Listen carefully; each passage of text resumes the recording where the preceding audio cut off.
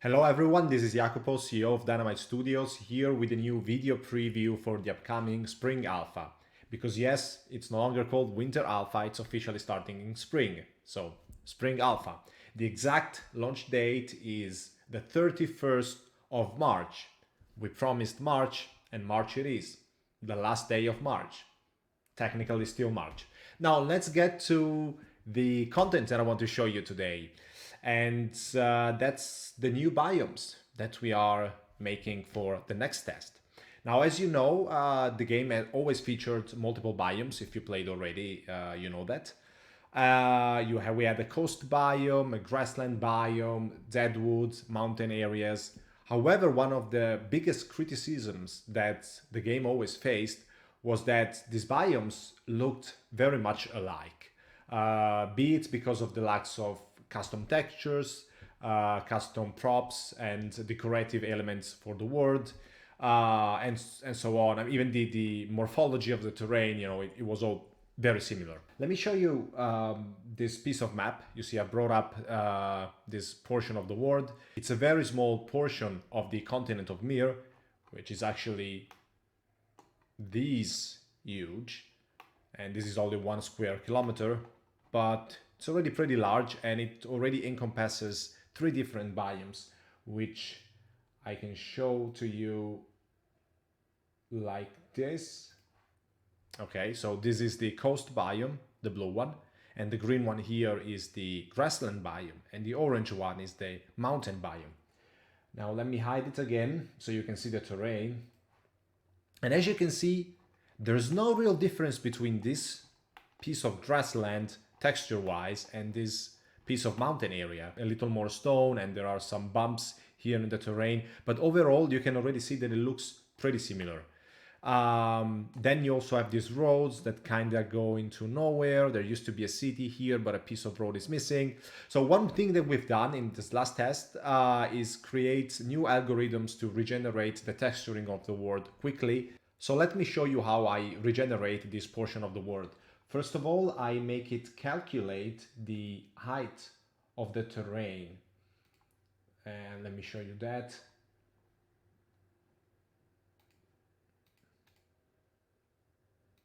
Here it is. Okay, so this is the height map of the terrain. You can see steep areas. Then we have biomes. I've already showed you the biomes mask.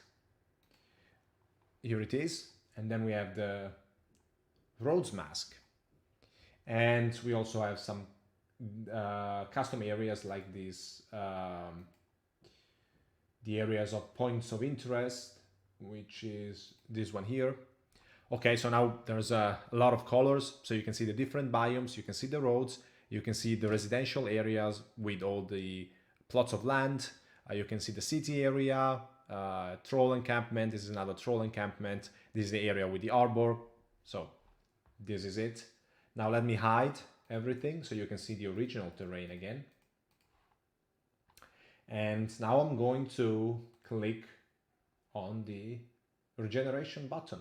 So 3, 2, 1, go. Done. As you can see, the texturing of the terrain has changed completely. You can see that the old roads have changed, and now you have the new roads that you saw on the mask.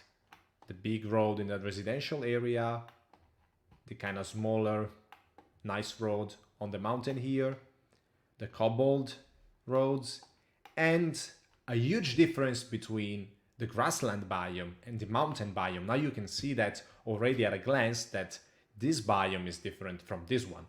Of course, this is just terrain texturing, so there are no props in the world yet. I can load those for you as well, but in a second we're going to move into the game where you will be actually able to see live the difference between the biomes.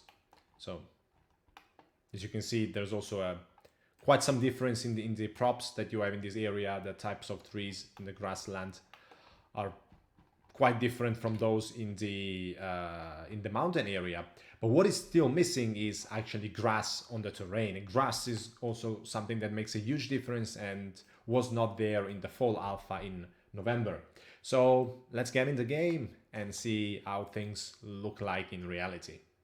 So here we are in the game. Where are we exactly? We are in this area of the world, which is exactly the one that I've just regenerated. So this square kilometer of mirror in the corner here. Now we are on the beach, which by the way, you can see that the sand texture is different from how it used to be. And there's still a lot of work that we need to do on the water shader, I know, but that's not really the point of this video. Let's move to the grassland biome. Now you can see that here we have a small transition area between the coast biome and the grassland, where you can see that you have some dry grass, short grass, and then it gets thicker, it gets greener. And here we are inside of the grassland biome, which as you can see is full of grass. It's very lush, it's very green. If you played in the open weekend, you already know that we introduced grass, sprite grass on the terrain. If not, if you've only played the full alpha, then you've never seen this, but we believe that this is a huge addition to the world. And I think it looks way prettier than we just compared to when it only used to have terrain texturing. So this is the grass, lovely. As you can see, the colors are also quite different from how they used to be even in the open weekend. So there's a lot more contrast. It's way more colorful in general. And now let's look at the transition between the grassland biome and the mountain biome. So I'm following a dirt road here, and up there, the mountain biome should begin. You can already see here that something is changing in the grass. And here things start to get considerably different, and we have transitioned into the mountain biome. So the trees are different, the texturing of the terrain is different, and the grass is different. It's darker. It's of course in general that there's a lot more dirt in here, a lot more gravel, stones everywhere. Of course, we are on the mountains, and things look pretty different. Now, of course, there is still some detailing that we have to do on this biome as a whole. Of course, it's not yet in its final version, but it's close to that, and it already looks very different from the grassland. Let's explore it a little bit longer and get down from the mountain area on the opposite side. So you can see also that the roads are, the dirt roads are a bit different from how they used to be. They are smaller, they have a custom texture, different from the dirt that you can find below the grass here. So it's a bit lighter and looks way better, I believe. And let's get out of the mountain and let's get down again to the grassland. So the other transition should start happening soon. We get down here and we are inside of a grassland again. So you can see how it's, oh, this is a main road we found, okay. And here we are, this is a grassland again. So different vegetation, different creatures of course, but we haven't loaded any creature in this build so that we can focus only on the environment. So now let me show you another addition that we've implemented to differentiate biomes even more. And in order to show you that, I'm going to have to teleport myself to the other side of the world. So I'm going to move myself from here to here in the transition between a mountain biome and a deadwoods biome. So here we are, I've just teleported myself. We are exactly here, as I've told you. And we are in a mountain biome. You can clearly see that. Now let's walk towards the deadwoods and see what happens. Well, first of all, you're going to notice that there's a new type of grass also for the deadwoods. You can see it's all dry and a bit spooky, but something else is also changing. Give it a little bit of time and you're going to notice that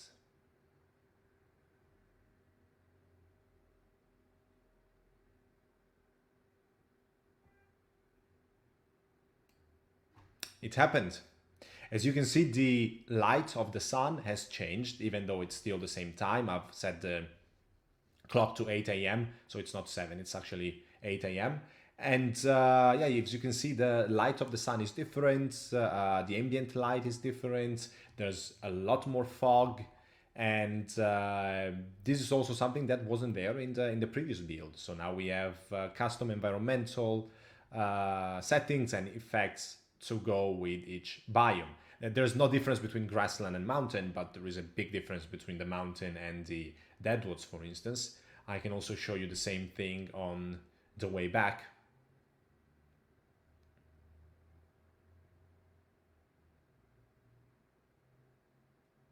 As you can see, things are starting to get less spooky and way more normal up here. And it soon gets back to normal, how we used to be.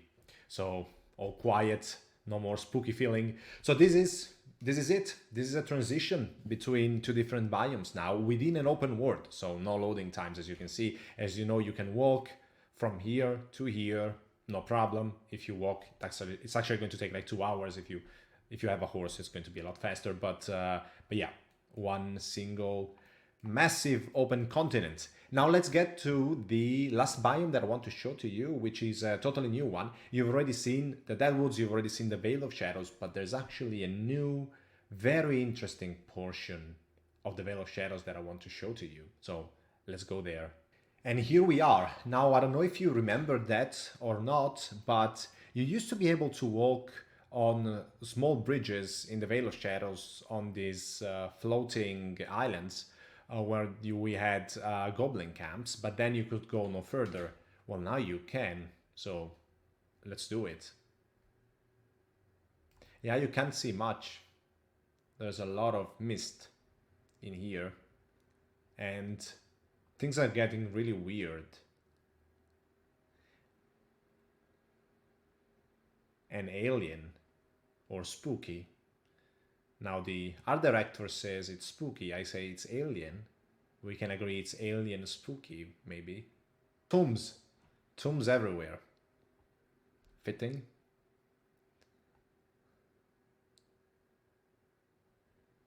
Let's get down in the hole.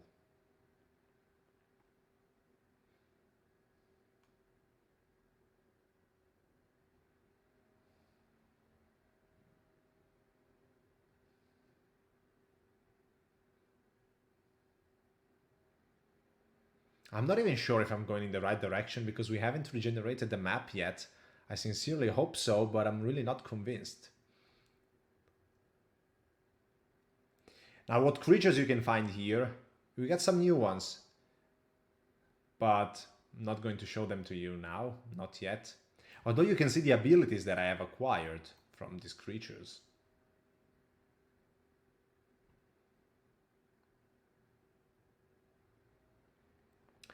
The place is huge, and I think we've reached the center of it. The Bone Pit. And who are you going to find here? You're going to find a pretty interesting guy, which I can spawn right now. It's him.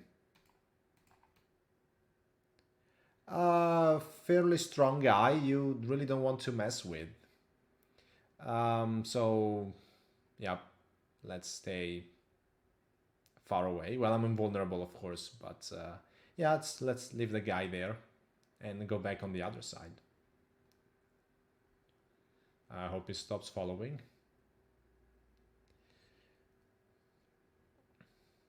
So yeah, that was it for the little trip. You can see how we've improved the graphics of the world and the feeling of different areas of the world. So I hope that you enjoyed.